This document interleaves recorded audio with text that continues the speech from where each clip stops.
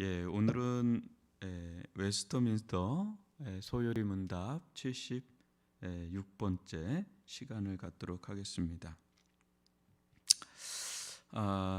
여러분, 소요리 문답을 우리가 계속해서 나가는데 이것은 어린 아이들에게 가르친다는 말이 아니고요. 쇼트, 그러니까 짧은 요리 문답이에요. 소요리 문답, 대요리 문답 이렇게 있는데, 웨스터민스터 신앙고백서라고 여러분들은 얼핏 들었을 것입니다. 그런데 우리가 웨스터민스터 신앙고백서를 여러분들은 거의 배운 적이 없어요. 그리고 그렇지만 그 내용은 어느 정도 알 수 있는 겁니다. 왜냐하면 장로교에 속해 있기 때문에 장로교 목회자의 설교 가운데는 대부분의 웨스터민스터 신앙 고백에 관련된 말씀들, 교리들이 녹아 있어요. 그래서 웬만큼은 아는데 실질적으로 여러분들이 배운 적은 없어요. 그러다 보니까 이 장로교가 뭔지를 잘 모릅니다. 우리는 이제 장로교에 속해 있는 교회지 않습니까?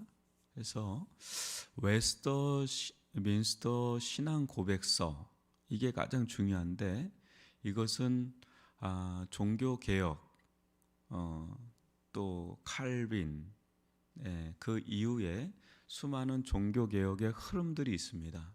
그것을 한 600년, 700년 경에 한 100여 년에 걸쳐서 잉글랜드에 속해 있는 최고의 신학자들과 목회자들이 거의 100여 년에 걸쳐서 그 이전에 있었던 모든 신앙의 전통을 다 연구하고 추려서 그걸 아주 정교하게 신앙 고백을 만든 게 신앙 고백서예요.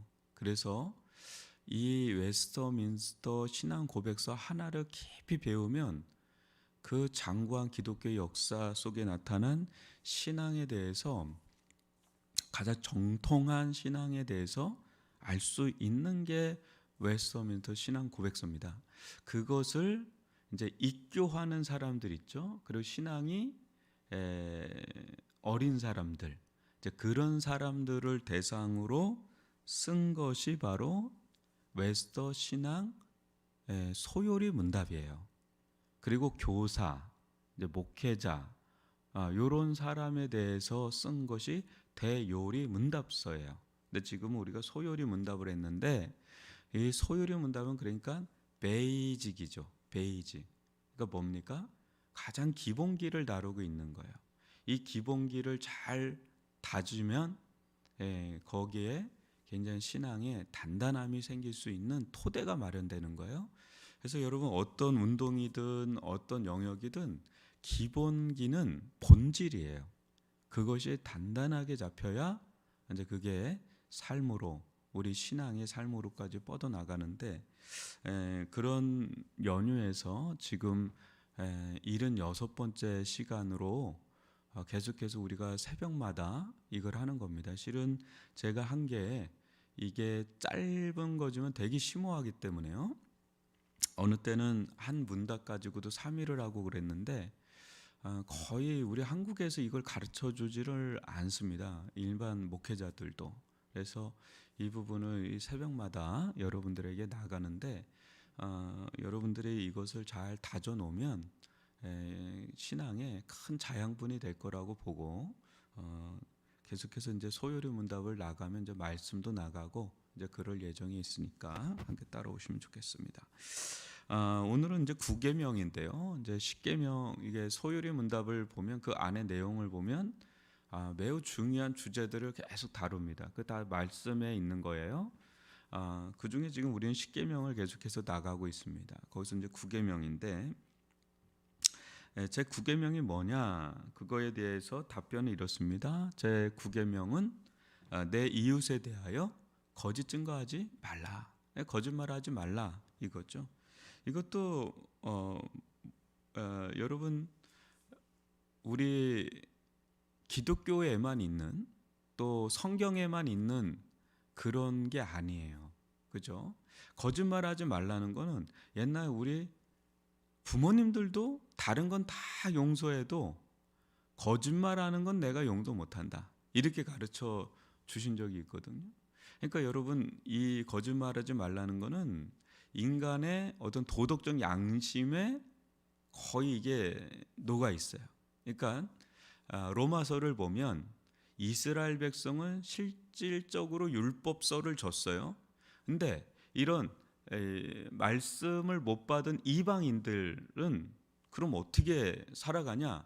근데 여러분들도 아시지만 하나님을 믿지 않는 수많은 이방인들, 이스라엘 편에서 볼 때 그네들도 나름의 다 법체계가 있단 말이에요. 그렇죠? 이집트, 여러분 출애굽 시대 이집트, 또 그 당대 고대 근동에는 아주 함무라비 법전이나 이런 아주 탁월한 그런 법전들이 있었어요. 더 고도화된 법전들이 있었어요. 근데 그런 거를 본다 보면 그런 게 어떻게 나왔냐? 하나님께서 우리들 가운데 주신 도덕적 양심이라는 게 있거든요. 그 도덕적 양심에 기초해서 어느 정도 법을, 또 우리가 삶을 살면서 이래면 안 되고 이래야 된다라는 게 또 질서상 있지 않습니까? 그러다 보니까 이게 법으로 그게 제정이 되죠. 우리나라 이 법도 성경을 막 연구해서 우리나라 대한민국 헌법이 제정된 게 아니에요. 영향은 받았죠. 메이지 유신에 의한 일본의 법에 영향을 받았습니다. 근데 일본의 메이지 유신에 의해서 나온 법도 그것도 성경에 어느 정도 영향을 받은 거긴 해요. 그런데 여러분, 거짓말하지 말라. 이거는 그냥 기독교 안에서만, 그러니까 성경 안에서만 있는 게 아니라 웬만한 종교, 웬만한 어떤 사회는 다 이게 통용되는 보편적 법이죠. 그런데 성경에서 말하는 거짓 증거하지 말라, 거짓말하지 말라는 하나님과 관련해서 더 깊고 넓어요. 그래서 이 부분을 우리가 좀 살펴볼 텐데, 일단은 내 이웃에 대하여 거짓 증거하지 말라. 이 출애굽기 20장 16절 말씀입니다. 오늘 이제 거짓 증거에 대해서 한번 살펴볼 텐데, 한번 보십시오. 우리의 혀는 하나님을 찬양하도록 만들어진 기관입니다. 우리는 하나님이 만드신 기관인 혀를 통해서 선한 행위를 도모해야 합니다. 제9계명이 요구하는 것은 우리의 이웃에 대해서 거짓 증거하지 말라는 것입니다. 이웃에 대한 거짓 증거는 이제 두 가지예요. 크게 먼저는 우리 이웃에 대한 중상모략. 여러분, 중상모략이 뭡니까? 없는 것을 있는 것처럼 얘기하는 거죠. 저를 한번 봐주시면요. 요새 뭐 이제 가짜 뉴스 이런 것들이 많이 나오잖아요. 그죠? 그러니까 정확하게 그것을 이제 알지를 못하고 추측하거나 이제 중상모략을 하는 용도로 가짜 뉴스들이 막 나온단 말이에요. 그런데 그것을 들으면 사람들이라는 게 그렇잖아요. 우리의 어떤 연약함이 될 수도 있고 재성이 될 수도 있는데, 누군가에 대해서 배드 뉴스, 그러니까 안 좋은 이야기를 들으면 그게 혹해져요. 그러니까 요새 이제 SNS라든지 블로그라든지 인스타그램이라든지 유튜브라든지 막 이런 거를 통해서 어떤 사람들은 그걸로 굉장한 경제적인 활동을 하려는 사람들이 굉장히 많아졌지 않습니까? 그러니까 자극을 하고 그걸로 인해서 많은 조회수, 구독자 수 이런 걸 얻으려고 하는 사람들이 있거든요.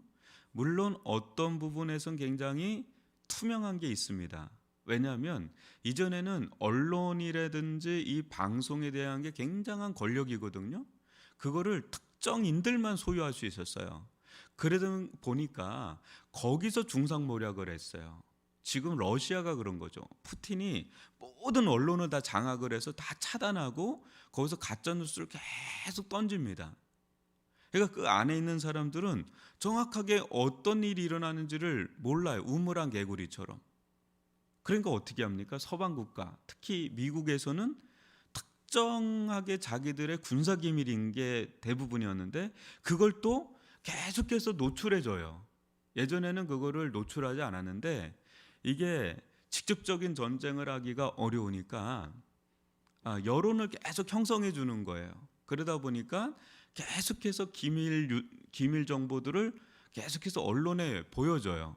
그러면 이제 전체적으로 전 세계가 지금은 방송을 보고 미디어를 보고 그러니까 러시아는 나쁜 놈들 이렇게 되면서 지금 이 뉴스 전쟁이 이루어지는 거죠. 그 심리전이라고도 하는데 지금 이제 유튜버라든지 여러 가지 그런 매체들이 일반 개인 사람들에게 넘어오다 보니까 이제 우리가 투명해졌어요.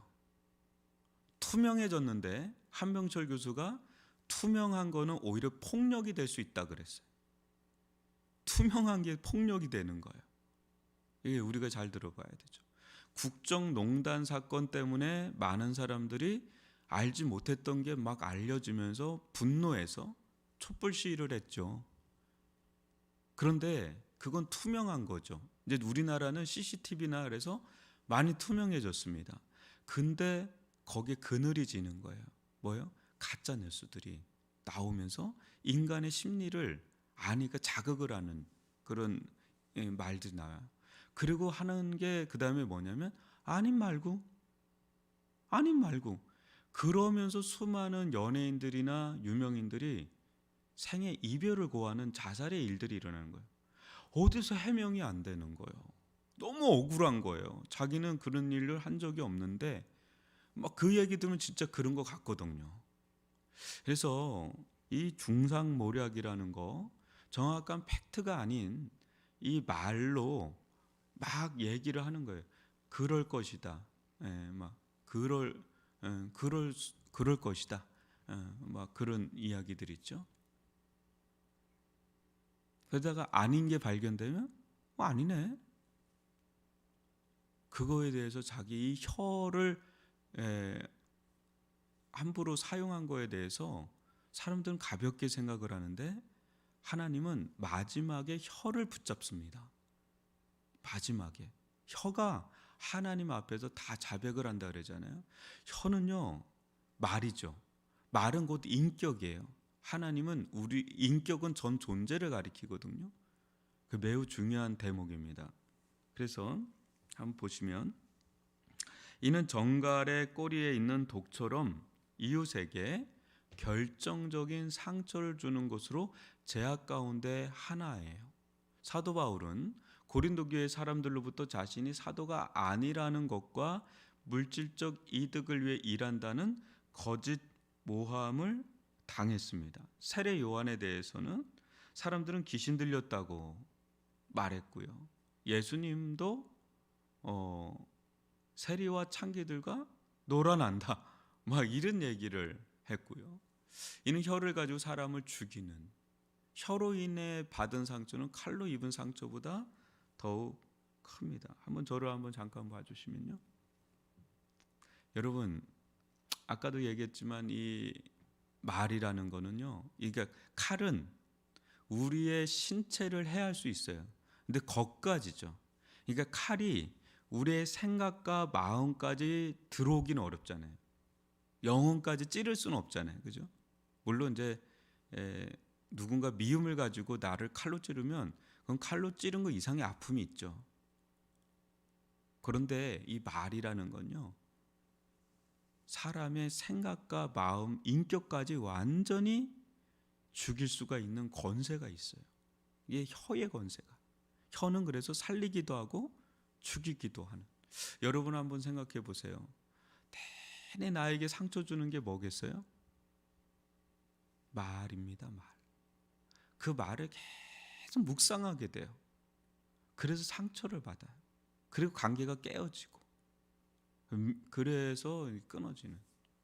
그리고 예전에 누가 했던 말, 그 아버지가 됐던 어머니가 됐던 가까운 누가 됐던, 근데 가까운 사람한테 상처받습니다. 그죠? 먼 사람이 하는 말은 그거 그렇게 뭐 나한테 영향을 안 미쳐요.